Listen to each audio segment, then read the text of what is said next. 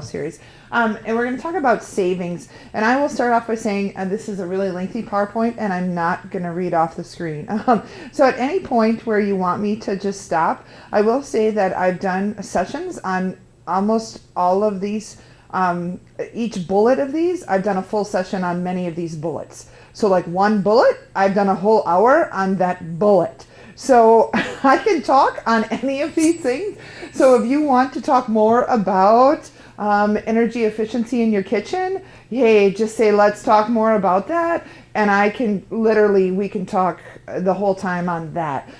So if there's anything that you want to just kind of say, hey, let's talk more about that one, ask and we can kind of go into it. So it might seem like a lot of information. And like I said, we're not going to go verbatim, but we'll kind of just touch through a lot of them. But I kind of wanted to take you through and show you that when it comes to savings, and especially if we're really slogging through your budget and you're trying to, find pennies in places where it doesn't seem like there are, it's like, oh, there's nowhere to save. And there really is. And there's a lot of creative ways and things that you can do. And so that's what we're kind of going to tackle today.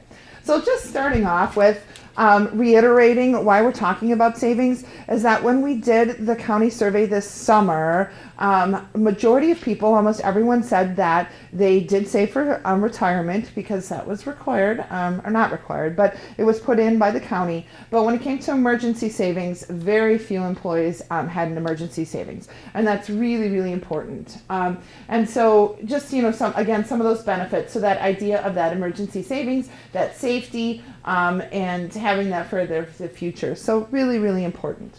So the first category we'll talk about is that idea of, rebates, coupons, all that kind of fun stuff.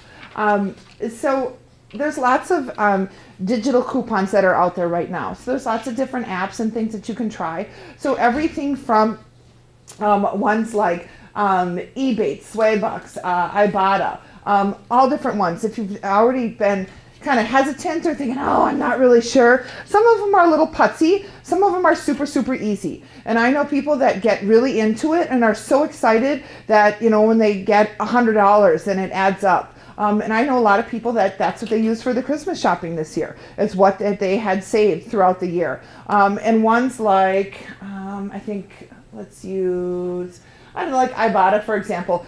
All you do is take a picture of your receipt. So it's nothing more than you're taking a picture of your receipt. So you're spending what you normally would, and then you go back and you snap a picture of your receipt. And then it tallies it as it goes through, and then you get savings off of that.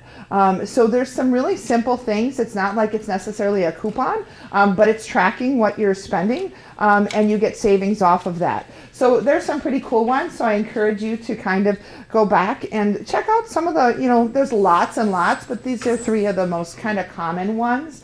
Then there's also store ones. So, Target has Cartwheel, even like the Family Dollar has one, and again, it's really how putsy you want to get and how much time and effort. But a lot of times they're like the Family Dollar one, you can get $5, $6, $7 off of, laundry detergent. So it really depends how much effort that you want to put into it. So if you really want to, you can save a significant amount. So a lot of times it is worth it. So just kind of look into some of those. And a lot of times it's how handy are you with it, and are you attached to your phone or not. And some of them require a little bit more effort beforehand, and some of them it's just as simple as, like I said, with Ibotta, of just snapping a picture of your receipt afterwards.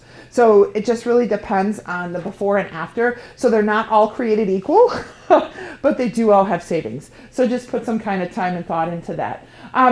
Budgeting. We've been talking about budgeting all along. Tracking your spending and your budgeting when it comes to what you're purchasing is really important. So when we talked about tracking your spending in the first session, I said do it for a week. But if you're really looking for savings, if you can pull that out every couple of months and even just do it for that 1 week at a time, that's going to kind of help you to find out where are those extra things that you don't know what you're spending on. Again, everybody knows what their rent is. Everybody knows what their mortgage is. Everybody knows what their utilities are. But it's that little bitty stuff. It's the coffee. It's the giving the money to the kids. It's the extra stuff that you don't know what it is. So every couple of months, if you track your spending just for a week, it's going to help you find out what that extra stuff is, and that's going to help you rein it in. So that's really important when it comes to savings. Rebates. So I think rebates aren't as popular as they used to be, but it depends on what you're purchasing. So if you're a frequenter of Menards, they still do rebates and they can be, very helpful. So to really pay attention again to what you're purchasing and what the benefits are. And sometimes it is worth it. And some people are like, it's really not. So just kind of pay attention to what's out there and what it's there. Haggling. Depending where you're purchasing, ask. I always throw this out to people and they're like, oh, really? Yeah, really. And I know some people that are just experts at this, and I'm amazed that they get things for half the price that I get things for. And I'm like, are you kidding? Like, how did you get that? And it's even at like a retail store. And they're like, well, I asked. I'm like, seriously? Like, you got that? Like, they went to the manager and they asked. Like, they just said that this is this and a price match or this or that, or I really, like, holy smokes. Never would have thought of that. So ask. Get the gumption, go out, never doubt yourself. And it's not going to hurt anything. What's somebody going to say to you? No. But it's one of those things. I caught myself last night, and I'm a pretty frugal shopper, and we'll talk about, shopping around different things. And I had purchased some shoes. We're talking about Christmas shopping, and purchased some shoes. My mom got them as a Christmas gift. So she's in North Carolina. We ordered them online, and I had been looking at Eastbay, and they were significantly cheaper, about $20 cheaper at Eastbay. But they ended up not having the size, and they'd have to be shipped, blah, blah, blah, and I couldn't get them by Christmas. And Dick's had them, shipped to store, so I could go get them to store. So that's what we did. Shipped to store. I went to pick them up. I got in the door, and there's this giant poster as I walked in the door that said, "We'll price match," blah, blah, blah. I'm like, oh, if I would have known that before we did it, I could have got $20 because it was a significant difference. So there's kind of just knowing, what's out there, and definitely ask.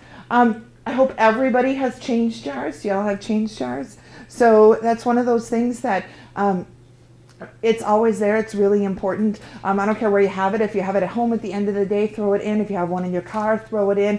It adds up over a long time. So seems small. We just talked about comparing prices. So that's important too. So organization is really huge. So a lot of times we don't think about, again, this is a whole session that I teach, but when we're not organized, how much it costs us money. So things like late fees, having to order things, just the idea of the more organized you can be, the more frugal that you can be. So it's really, really helpful. So number one, what did we say is the number one thing for improving your credit score? On-time payments. So the more that you make on-time payments, so the more that you can get yourself organized, and even if you can set it up to be automatic payments, that's going to be really helpful. So if you can do direct withdrawals out of your accounts, that kind of thing, so it's just set up every month, that's going to be very, very helpful on that credit score. When it comes to whether it's your mortgage or home equity or even credit cards, any of these things, ask if you can reduce your interest rate. And I don't care if it's just reducing what you currently have, if it's asking to go to like a 0%, a 1%, or a lower interest rate, ask. And a lot of times people will say, well, it's not there. Call them up and ask and see. And you might have been denied before, but you might be able to now. So just kind of ask. And a lot of times I usually tell people, I don't know how many of you have a tremendous experience with the person on the other end of the phone, especially with credit cards. A lot of times I say, ask to speak to the supervisor. So the person on the other end of the phone who's getting paid minimum wage usually is scripted, and they're only allowed to say and only allowed to tell you what is in their script. So they don't even have the authorization to do most of those things. So when I'm working with people, I say, ask to speak to the supervisor, because the person who answers the phone most of the time in customer service doesn't even have the authority to do those things. So if you ask to speak to the supervisor, they will. And so a lot of times if you do, and it's not even about your credit score most of the time, it's about have you made consistent on-time payments. So then they will reduce it. So it's always worth an ask. It's really important. So interest, and again, we don't want to reduce missed payments because that's really, really important. the more that you're organized and you do kind of routine maintenance and things like that on your vehicles or even on your home, it's going to cost you less in the long run. So the more that you can upkeep things and keep it going ahead of the game, then it's going to cost you less in having to repair things. So the more that you can keep up with it, it might seem like, oh, that's good, it's more upfront cost. It is, but it's going to save you a lot less in the long run. So if you can schedule routine maintenance, things like changing your furnace filters, stuff like that, that's really going to be beneficial in the long run. So put that on your calendar, automatic, schedule things in, have that all ready to go.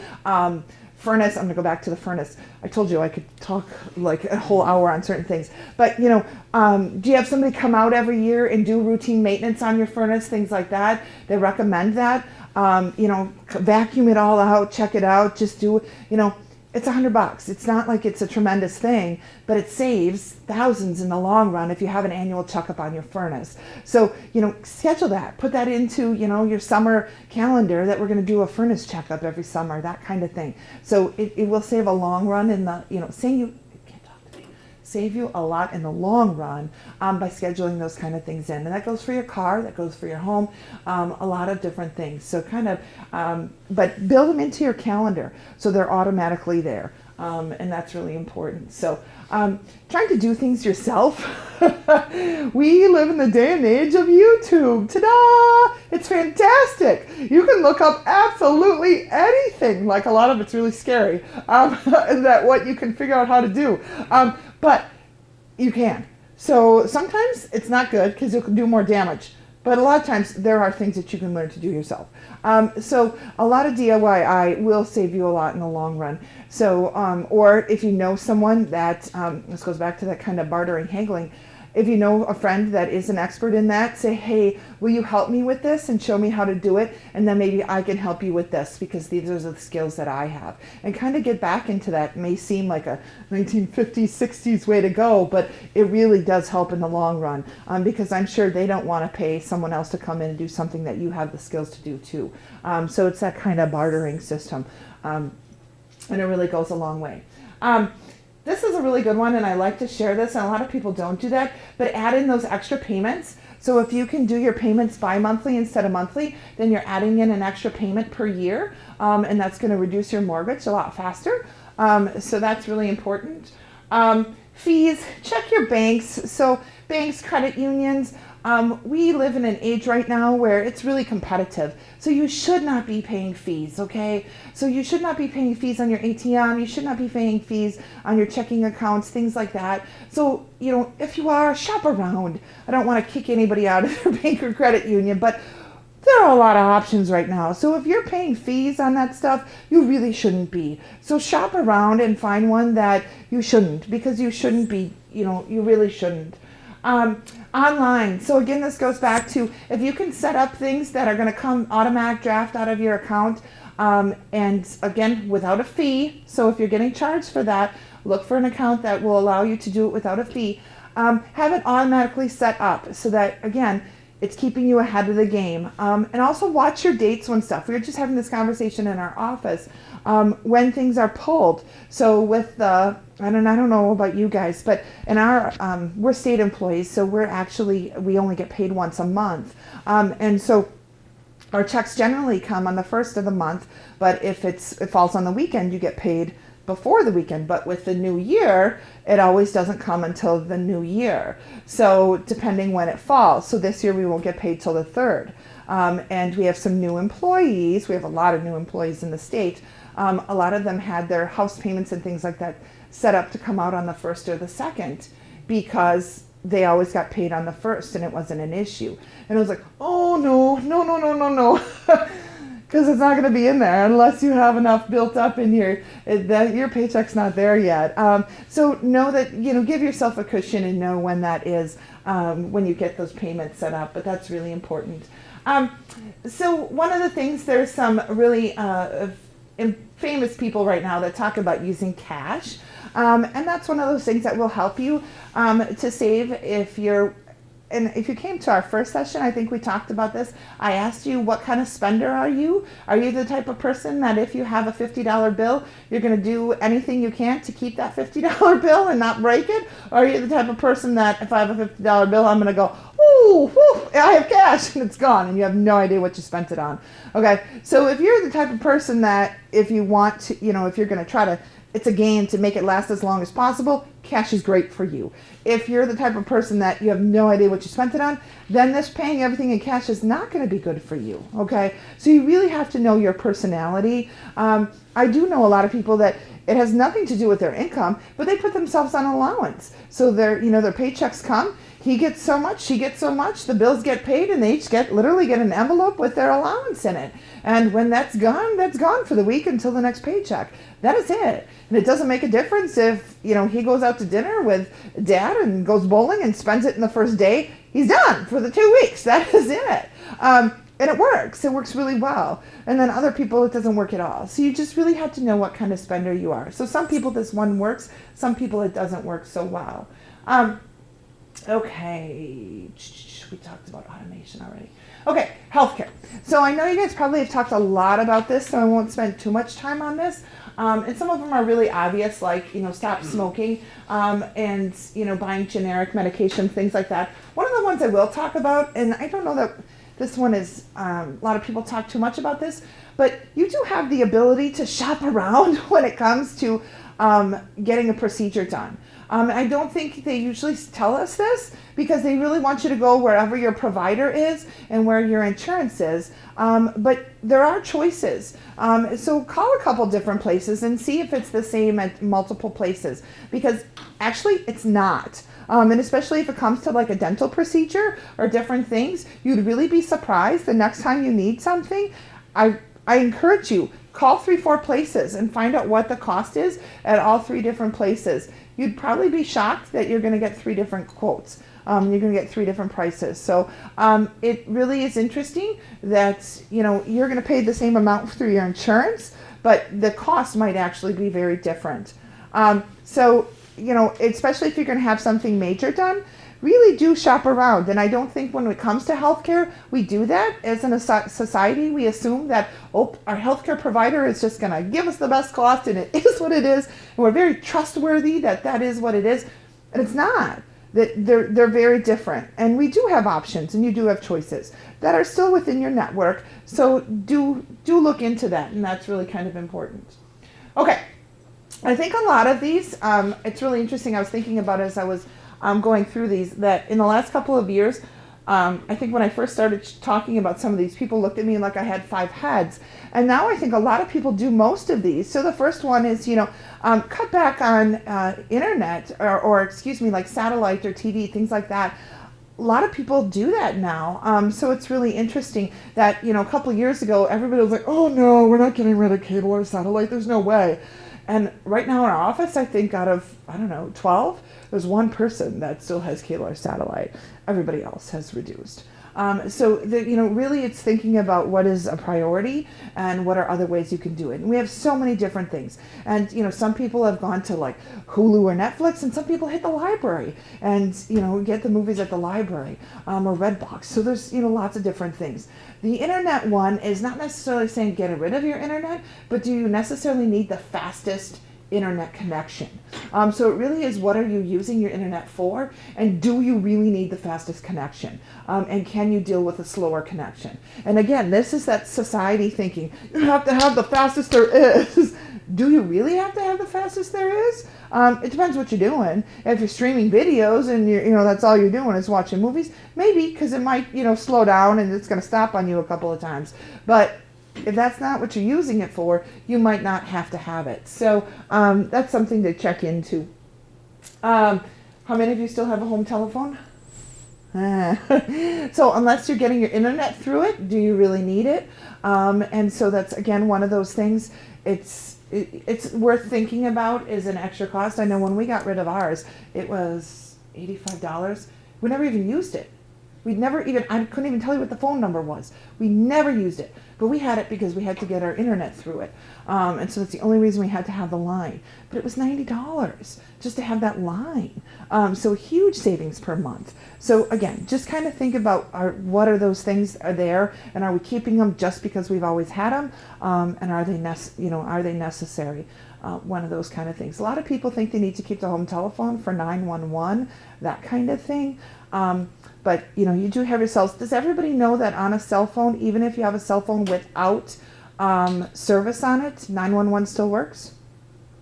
So I encourage people that if you have old cell phones, still keep the chargers and you can keep them plugged in. You don't have to have service on them, and 911 still works. So it's beneficial to keep those old phones and keep them in your house just for that purpose, so that people can call 911. So that's something that not everybody knows, but that's out there. So warranties, I don't know how many of you still buy warranties on stuff. Not always necessary, most of the time not necessary at all. The reason is, and I think we talked about this last time, most of the shelf life of our materials is so short, it's not even expected to make it. So it's just kind of one of those things. Okay. Insurance. So how many of you check and shop around on your insurance before it renews every year? Yeah, so that's really one of the things we, again, encourage. I think long gone are the days of I'm loyal to this, person or company, and I've had them for, 20, 30, 40 years. It really is, it's a competitive market. And so, yeah, you should routinely get in the habit of having, check 2 or 3 places and see if you can get a better offer. So it's definitely, and especially everything should be bundled. You're going to get a better rate if it's all bundled. How often you pay makes a difference. So if you can, if you can bundle your policies works. If you can also combine your payments and pay in one lump sum, it generally is a better, so it makes a difference. Check on your deductibles. So if you can have that higher deductible, you're going to get a lower monthly payment. It really just kind of depends. Also, really think about before you make a claim. When you make a claim, that's going to throw stuff up. But, think about that claim. So, if it's a small repair that's going to cost you $500, is it really necessary to make a claim on that? If it's going to, make your prices go up versus just fixing it.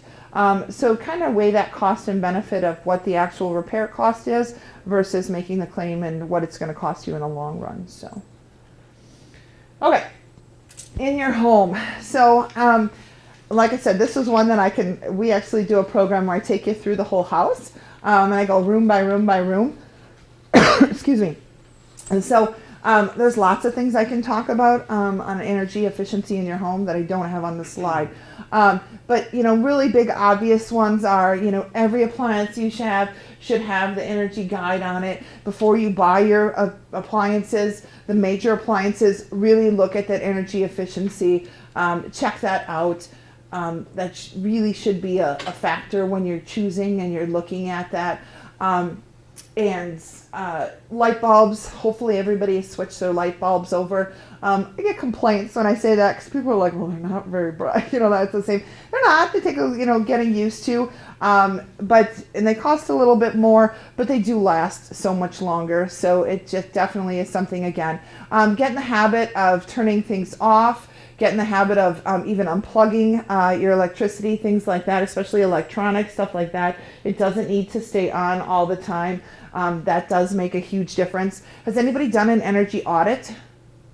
So that's kind of cool. So you can have them come in and do an energy audit, and they'll actually come through your house and they'll tell you what your energy usage is. That's pretty cool. So that's something that you can do.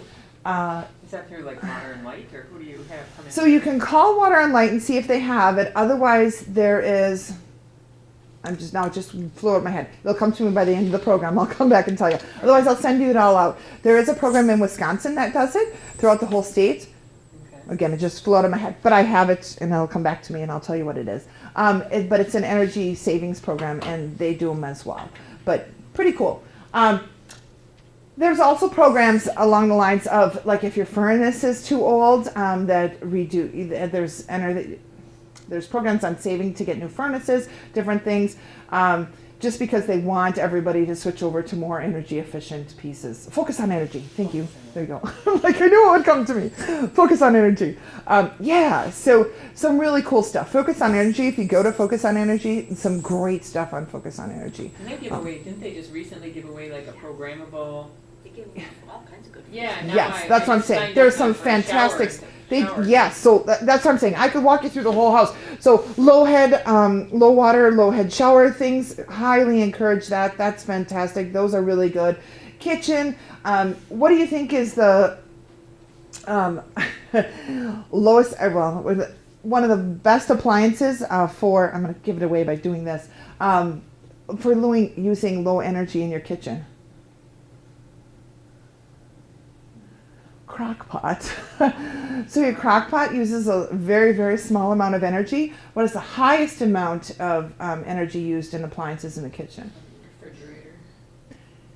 Electric skillet.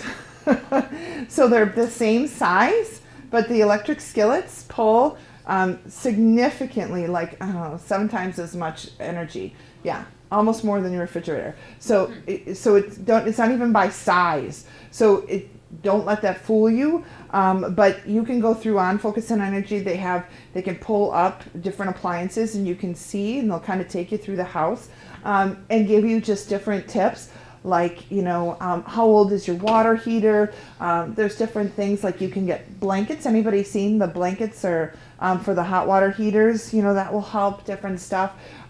Insulation for your pipes. Just lots of different kind of things that you can kind of do in your house.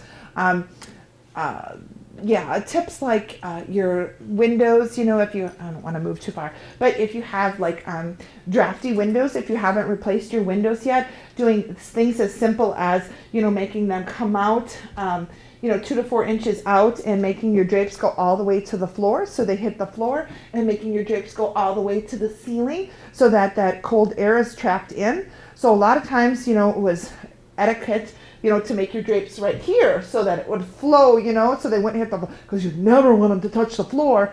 Actually, no, in an energy efficiency. So if you think of like a castle or, old homes, what did the drapes look like? They were heavy and they were huge and they always hit the floor, right? That was for energy efficiency because they were keeping up drafts. They were trapping it in. So that's actually, if you have drafty windows, we actually encourage you to have them long, and so they hit that floor and they come out and they actually go to the ceiling. So we want you to have your bar as close to the ceiling, come out and actually hit the floor. So it's trapping that cold air in and creating almost like a vacuum in. So just kind of think of, there's, again, I can talk on this one all the time, but lots of different little things that you can do in different rooms. We talked about changing your furnace filter, cold water, things like that. Yeah, lots of different kind of pieces. Questions on energy efficiency? But Focus on Energy is a great resource. There's tons and tons of things. They do different programs every year, so there's always things rolling around. So they do giveaways, they do rebates, but it usually changes every year. So it's one of those that you're like, oh, I already did that. Oh no, check it out, because they're constantly changing and doing new things and have different stuff going on. So it's a fantastic resource that we have. Okay, transportation. So kind of very similar to, I feel like I keep repeating myself when I say shop around. But tires, tires is one of those. Everybody's got sales on tires, that kind of thing. But again, really, it's not, again, go back to, I'm, going to go back to the same guy because I've always gone to that guy. You might get them for $100, $200 cheaper. So really shop around, check where you're going to get the best price because it really makes a difference. Keeping them properly inflated. So you can actually save a significant amount by, they say like 6 months to a year on your tires by keeping them properly inflated. So if they're not, you can lose that amount of time. So it really makes important. I think this is, again, one of those kind of systemic changes in the last couple of years too, is how long people are actually driving their cars. I don't know if any of you check like on Craigslist or any of the used car places or even on Facebook, and you look at the cars that are on there, the majority of them are like 200 to 250,000 miles on them, because people are driving their vehicles that long. And that's exactly kind of what, think about. It's not necessarily, your car hits 150 anymore and we get rid of it. It's really, when do you feel safe, and so it's a little bit different. And I think that's shifted from what it was even 10 years ago. And people are keeping things just a little bit longer. And part of that goes back to that first slide when I said, are you maintaining it? And so if you're doing a lot of that maintenance and you're really keeping up on your maintenance, then you trust it and you know that you can keep it longer. So that makes a big difference too. Now you're going to laugh at this one when we say ride your bike. But I was at a presentation not that long ago. It was since the end of the summer. And I'm going to forget his name, but there was a gentleman from Stevens Point. And he's like, I ride my bike year round. And he had pictures of him and his kids. He takes his kids to school every single day, year round, bike and trailer. Bikes them to the elementary school and back. He owns a business in downtown Stevens Point. He bikes to work every day, year round. Snow, sleet, everything, doesn't make a difference. He's the head of a bike pedal club in Point. And but yeah, and so it's one of those where everybody goes, oh, not here. Yeah, here, definitely possible. So I know it's not necessarily realistic, but if in the summer, are there ways that you can kind of get out more and utilize other modes of transportation? I know one of the things we talk about in our office a lot is, are there ways that we can carpool? And do we necessarily all have to, yesterday, do we have to take 10 cars? No, we really didn't have to take 10 cars. And is it necessary? So really trying to do more of that, thinking that through ahead of time. And can we do a lot of ride sharing and carpooling and things like that and start thinking that way? So that's really kind of important. Does everybody use their cruise control? And this is a really big one that no one wants to talk about. And if I want to start an argument at a dinner party with my friends, I bring this one up. So when you're purchasing a car, are you thinking about that I need a big SUV, or am I thinking about the fuel efficiency? So, and it's really a really interesting dynamic, because most of, my kids are teenagers and all of our friends have these huge SUVs and like, oh, we need the space. Do you really need the space, or do you want 40 miles, 45 miles per gallon? I mean, come on, what are we going? And then when I say that, they're like, oh, that would be great. Yeah, it would, but you're making a choice. Where are you really at here? And so I think it's really thinking about what are your priorities, and does everybody really need a big, huge vehicle? Or and it's really interesting that we have people like Ford saying they're not going to do cars anymore, and it's like, oh, okay, really? Because we're not making this choice. But yeah, so it's one of those. Think about that when you go to make your vehicle purchase. What's your priority and kind of where are you at? Okay, food. So hopefully everybody is making their own lunches. Whoop whoop. But if you're not, even one more day a week. So if you already are every day, that's great. Then think about those snacks. But if you're not, try to do at least one more than you already are. Anytime you can have stuff that with you, you're less likely to purchase it out. So my husband is on the road all the time for work. And so I always tell him, he's like, oh, I can't pack a lunch because I don't know what my vehicle's going to be like. In the winter, it's frozen all the time. And in the summer, it's 100 degrees in there. And there's just nothing stays good, I'm like, okay, but can you keep snacks with you? Can you keep nuts? Can you keep trail mix? That's whether, it's not going to make a difference. And so even if you do that and keep healthy things like that with you, it reduces the amount that you're actually going to eat, fast food or out. And so we started doing more of those things. So he's not necessarily packing a lunch, but if he keeps healthy snacks with him, he's less likely to eat out. So kind of think of that kind of route too. The other thing about when I talk about snacks is I usually tell people pre-pack. So if you can pack everything on the weekend and you have it all ready to go, so as soon as you hit that grocery store, you come home, everything should be washed, everything should be clean, everything should be put in snack-sized baggies. If you have, even whether it's you or it's kids, put it out on the table, put it in the drawers in the fridge, in the crisper drawer, so that you are able to just grab it and go. If you have to, when you need in the morning or at night or whenever you're ready to go, have to try to get it all together, you're not going to do it.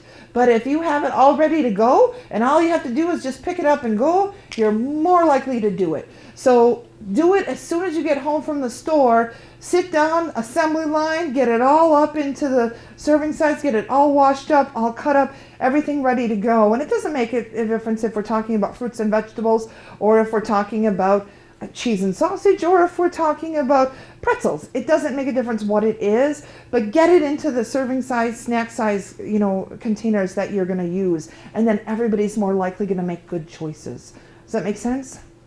Okay. We talked about couponing apps, bulk. So bulk is one of those things that sometimes it's really good and sometimes it's not. So again, notice that in most grocery stores, it's funny because one of the things that my colleague and I do is a grocery store tour. And so we're like, oh yeah, we're going to, in the grocery store tour, we show you that they do the price breakout on the right on the label now at the store, but we did it at the Piggly Wiggly in Nakusa. They didn't at the Piggly Wiggly in Nakusa. They didn't have it there. It was too small of a store, and I'm like, well, sure, of course. The one we want to show you that they do it, that store didn't have it. But most of the stores do have it break down per serving right on there, so it'll tell you. So kind of check that out, because sometimes it seems like it's a really good deal to buy in bulk and sometimes it's not. So it's not always a given, so kind of check that. This is a huge one. Hit your pantry first. And usually, and I won't say it's not a lot, but at least once every 6 months, we try to go, it depends how much I have, but I do it often enough now that we usually go about a week. So about every 6 months, I'll do a whole week where we just eat out of the freezer, or out of the cupboard, and try to get everything down. And I will not buy anything, I will not, and it's just everything out of, not purchasing anything at all, just out of what's there already, just trying to reuse some of the stuff that's there, because then you're cycling things in and out too. And so I encourage everybody to do that, because then you're also kind of doing some of that first in, first out stuff too, and cycling it out. So, okay. Alcohol is a little pricey. How often you go to the grocery store? So I don't know if any of you are those weekly. I just said this to my family. It irritates me. Generally, when I'm organized, I can, go and I have all my meals planned out and I can do my 2-week stint. And then there are times like the last couple of weeks where we talked about this, life is just so hectic, and then I feel like I'm there every flipping night. And it's awful because you don't think it's a big deal, but $20 every time you go. But if you're going every day, that's terrible. So yeah, try to limit going, to once a week. Unless you're going, now I had a colleague in my office that hits the winter farmers market or the summer farmers market, and that's where, so she does go more often because she's hitting the farmers market. So it really depends what you're doing. Generics, most of the time it is the exact same product, so it just depends. There's certain things, if you know that you don't like them because they're not quite the same, that's fine, but most of the times it's actually manufactured in the exact same plant. They just put different labels on them. So I don't know if any of you have done plant tours, but I've done quite a few different plant tours, and they actually package the product in the same plant, and then they'll put like 4 different labels on it. It's kind of a hoot. But yeah, so the product goes in, it's the exact same product, and they put